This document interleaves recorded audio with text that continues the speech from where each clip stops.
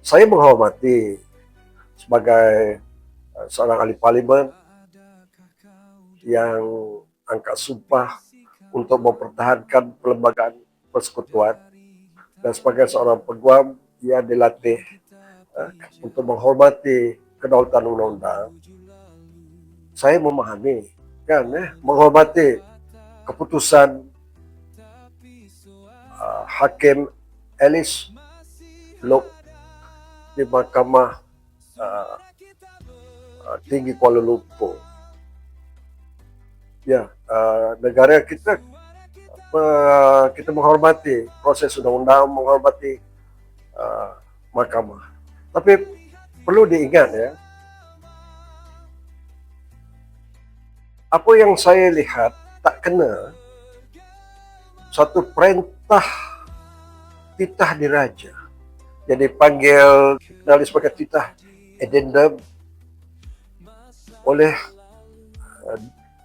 Yang di-Pertuan Agong ke-16 berkaitan dengan permohonan Najib Razak. Perintah itu dibicarakan di mahkamah. Satu perintah Yang di-Pertuan Agong dan diputuskan sebagai tidak sah di luar kerangka perlembagaan. Ini jarang berlaku. Dan saya rasa perlu cermat mahkamah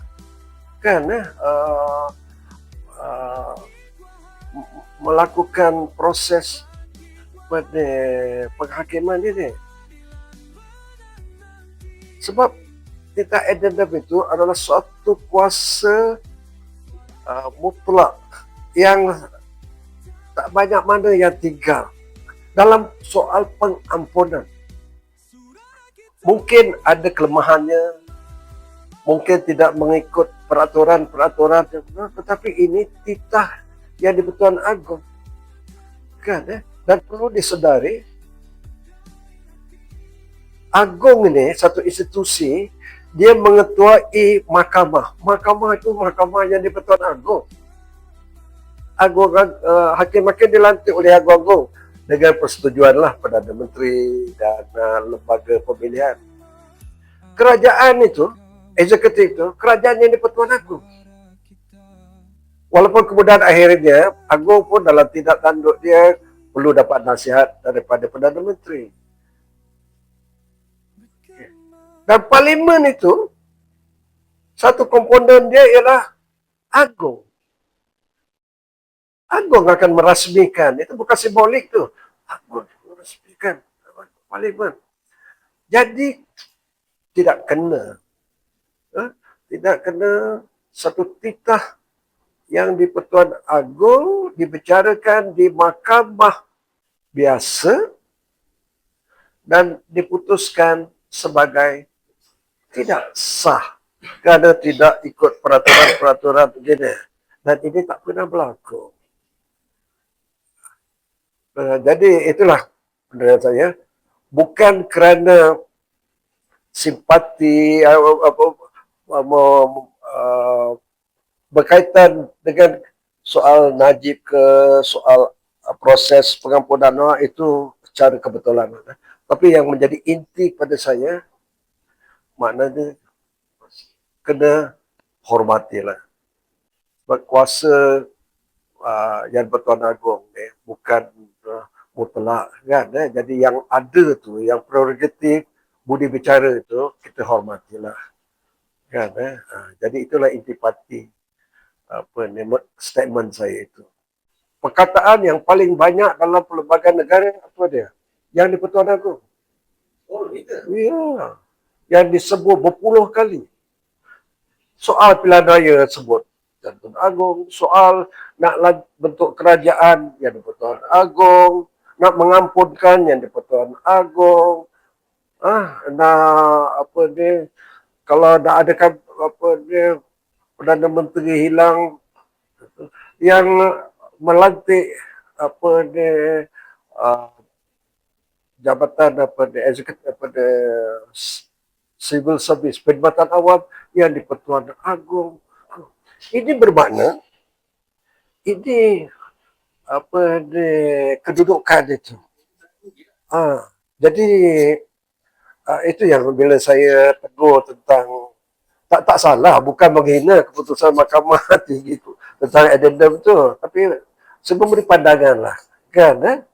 Artinya dan pandangan ini kedudukan raja-raja ni mustahak juga dan kepada generasi akan datang, ya, kan? Apa dia kena terima kalau negara ni nak aman, kan? Maknanya timbal balas lah. Jadi tentang peranan-peranan institusi yang ada. Dan ini tidak bermakna saya menyokong feudal, tidak. Saya maknanya saya menghormati bahawa raja berperlembagaan yang terbaik dan sesuai untuk negara akan datang. Dan negara moden sekarang ni macam United Kingdom, dia ada raja juga. Dia maju juga. Kan? Dia ilmu dia tinggi juga. Bisnes dunia perniagaan, inovasi dia pun maju juga. Kan? Jadi begitu. Tapi mesti dikawal lah. Dan diimbang dengan demokrasi berparlimen. Kan? Saya nak menambah, iaitu apabila Mahkamah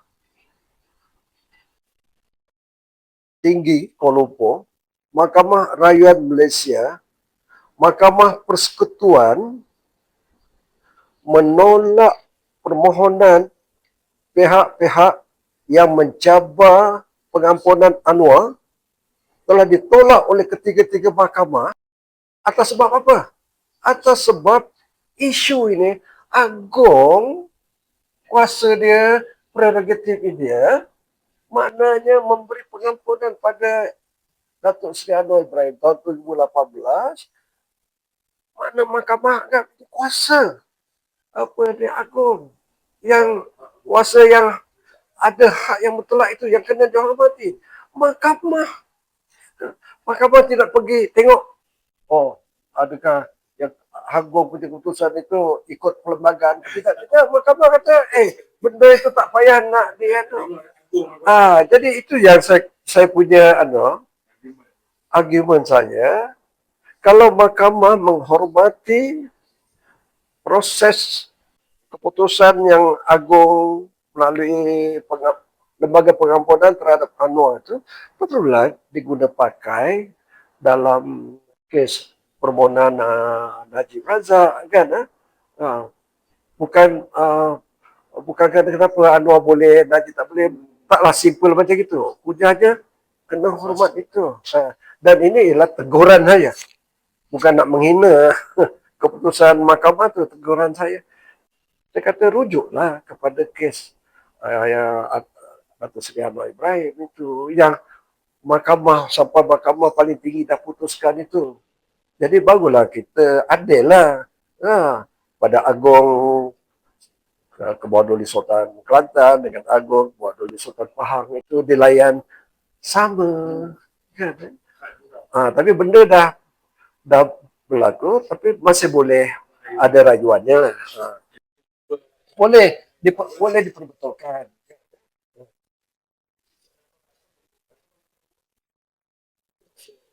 Saya tidak boleh mendahului mahkamah. Itu dah tak lain dah. Kena tunggu. Yang pasti soalan awal prinsip pasal yang nampak bercakap. Pada pandangan kita sekarang yang kita nampak pasal masih stand dengan prinsip dia.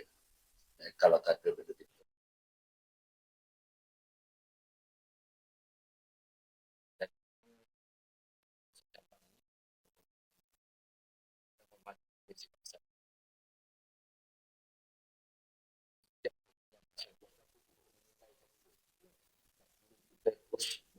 Baca tak? Ya.